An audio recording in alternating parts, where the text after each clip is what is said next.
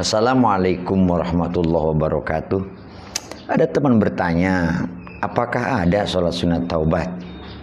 Sebelum sampai kepada pembahasan sholat sunat taubat, kita simak dulu sabda Rasulullah SAW.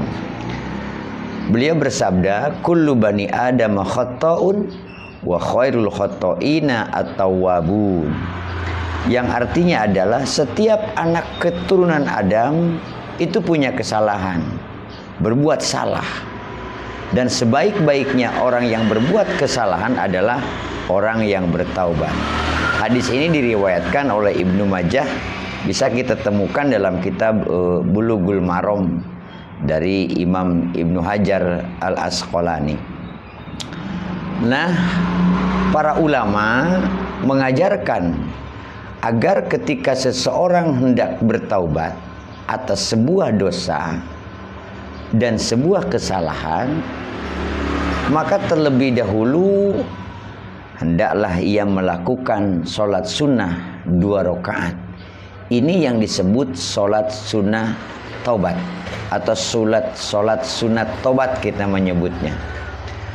Ajaran para ulama ini bukan semata-mata dikarang begitu saja, tetapi didasarkan pada sebuah hadis Nabi SAW yang diriwayatkan oleh Imam Tirmidzi dari sahabat Ali bin Abi Thalib, dari sahabat Abu Bakar As-Siddiq, bahwa Rasulullah SAW bersabda, sabda Nabi, ma min rajulin yudnibu dzanban summa yaqumu fayatatahharu summa yusalli summa yastaghfirullaha illa ghafara lahu.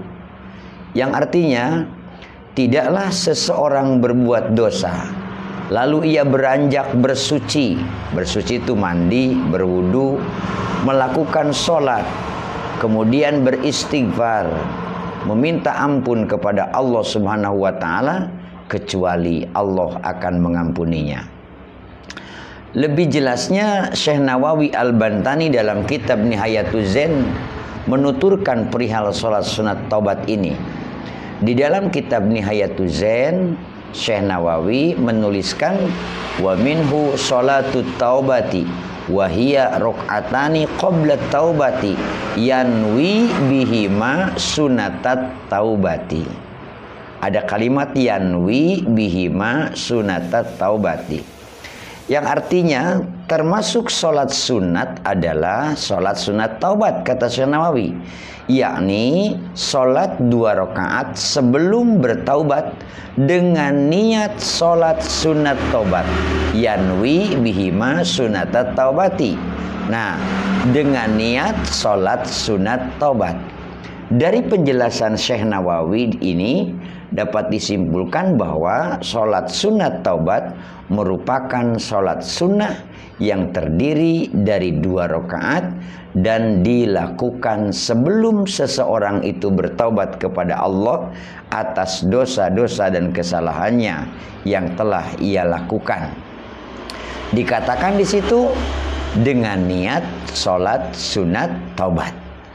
Nah, pelaksanaan sholat sunat taubat ini tidak berbeda dengan pelaksanaan sholat pada umumnya tentang bacaannya. Adapun niat sholat sunat taubat, para ulama mengajarkan diantaranya ada yang menyebutkan seperti ini, usolli sunatat taubati lillahi ta'ala, atau usolli sunatat taubati rakaataini lillahi ta'ala. Nah, itu sangat mudah sekali ya, lafal-lafal niatnya seperti itu. Mungkin ada yang beda, itu boleh-boleh saja.